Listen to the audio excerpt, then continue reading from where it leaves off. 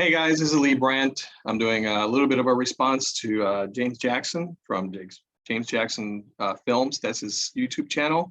Check it out if you get the time. He does good stuff. And I really like his content, so definitely go and check it out. I think his last video, he answered some of the questions in the debate that we're having about the dynamic range / latitude on the Pocket 6K. He comes from the point of view that he has, I think he owns the C70, which is a very good camera, with certain limitations because of the codec that it shoots in. Still, it's a good camera, and a lot of you guys would definitely really enjoy and benefit from having that camera.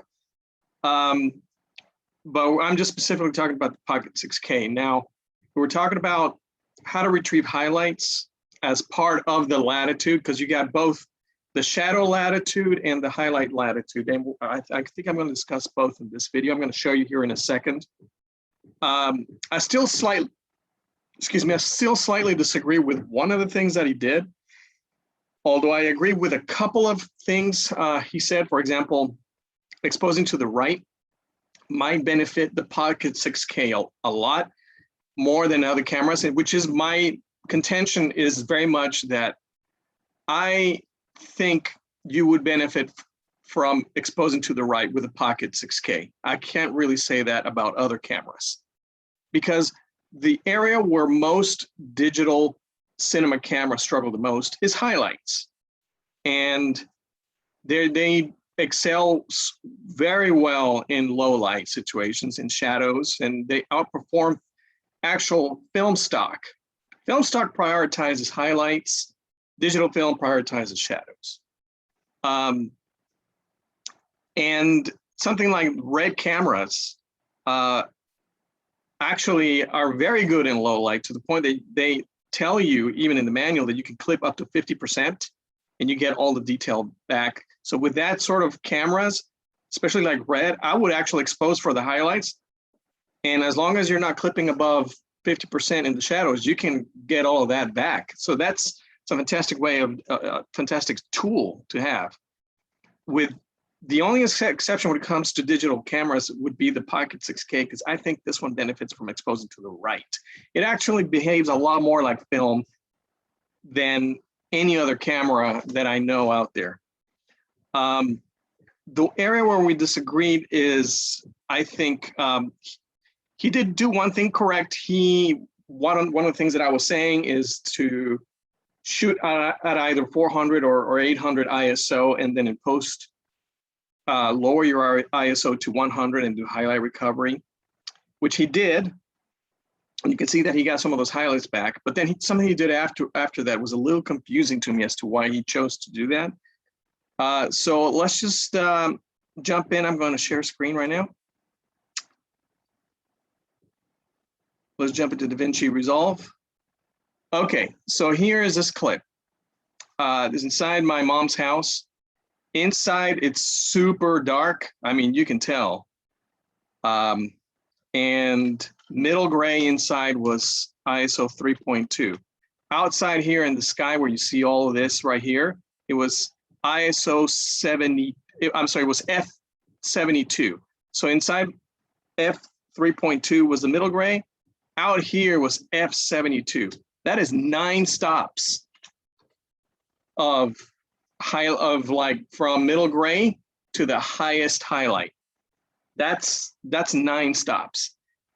And I've measured this camera to have 9 stops when you use highlight recovery, and when you put it, you capture at 400 or 800 and you go down to ISO 100 and then hit highlight recovery. And I'm going to show you that right now. Now, how do I know? The reason that I was able to measure all of this is because I have a spot meter. So I measured the outside and the inside, and then with the camera, I was able to tell me where middle gray was. So I measure that as well. Okay, so here we go. Here's what it looks like before highlight recovery. This was shot at ISO 800. I lowered it to 100. we go to highlight recovery, and I'm going to show you first what he did. So we go to the HDR global. So here are the wheels right now. Let me just kind of remember what he did. The first thing that he did here is he hit highlight. He actually went from 400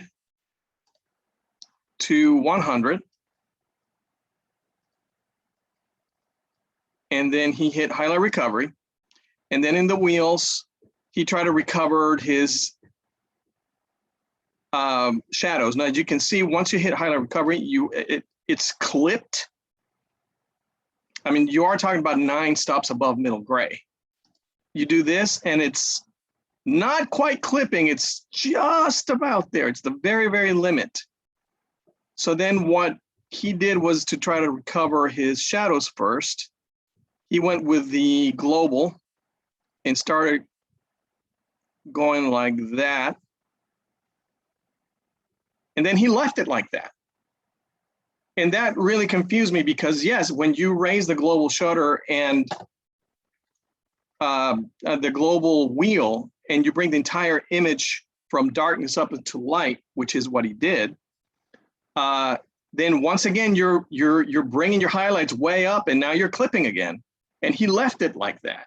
And I was really confused as to why that is, because you can the point of having HDR is that you can work on each section and get back that information. You can just work on the highlights, bring down the highlights. You can just work on the shadows, bring that up.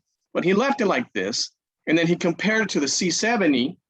But once you've pushed the entire image up and including the highlights, then you're back to kind of where you started. And then the highlight recovery is kind of pointless. I mean, you do get some advantage of it, but not as much. See, it's just not, you're not getting that much back. So that's not the method that I'm encouraging to use. What I'm going to kind of reset everything here. First thing I'm going to do is I'm going to work on, let's just go to the shadows first. Let's see here. Yeah, that's the shadows. So that's everything that's inside. I'm only going to bring that up, and I'm getting all of that back. It's amazing. The latitude on this camera is just insane. And then outside, it's still a little bit clipped because of where I left the values. So I'm going to go to the light. That's what's out there. And I'm going to start going down and bringing it down. And as you can see, it is no longer clipping. I mean, where you are, no matter where you are, I mean, you can see that it's just not clipping anymore.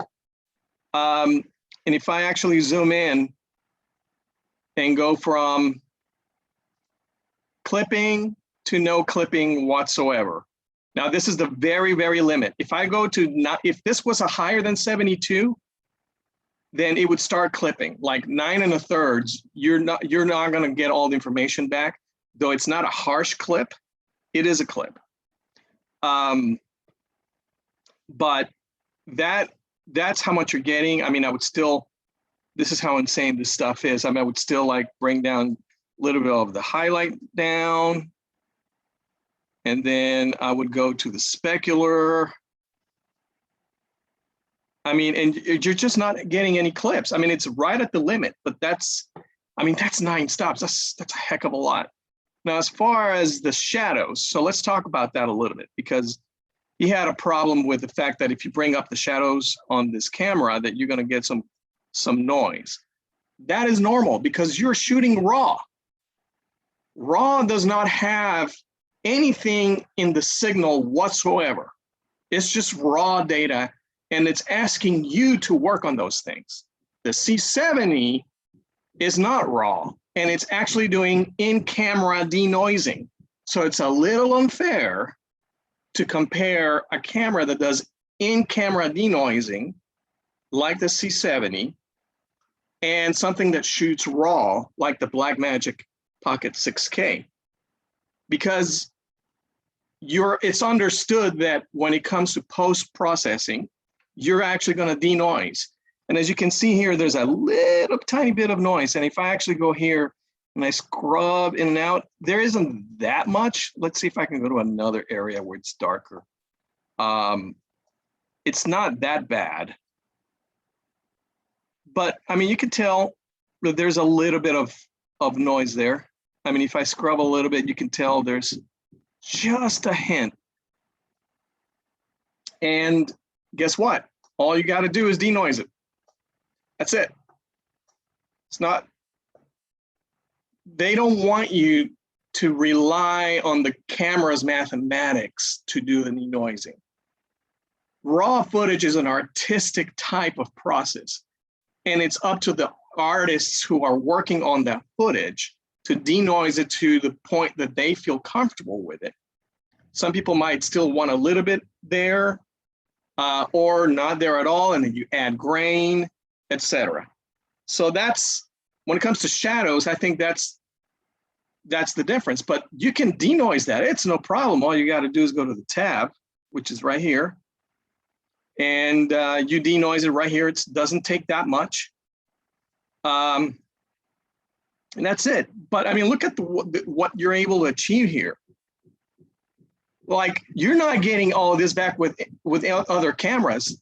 Like, show me another camera that can go in this dark of an environment inside and that much brightness outside, and you have absolutely no clipping whatsoever once you use highlight recovery.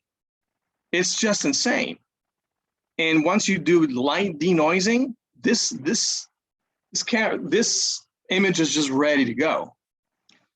So that's the only difference. As far as now, one thing I would say, like, he made a point about like gradual, like the roll off of the C70 is very gradual, which it is. Is it better than the Pocket 6K? I don't know. Perhaps it is. I'd have to do a little more testing, but I can tell you right now that I can get this camera to not clip at all up to 9 stops. And that's not something that you can see. I can't do that with any other camera. So that's why I just think that there's a great advantage to working with these sort of files. Okay, so that's my point. We'll continue this debate if we need to. It's all really in good fun, because you are talking about somebody like I respect James. He does good work. I hope he respects me as well. We're all just trying to get good cameras, and we're trying to get good content. And he does good content. And I think that the C70 is a really good camera, and it's actually more advantageous for different types of shoots. I want to shoot feature films and short films that are more of a theatrical experience. So it's better to go with something like the Pocket 6K. All right, guys, we'll chat soon.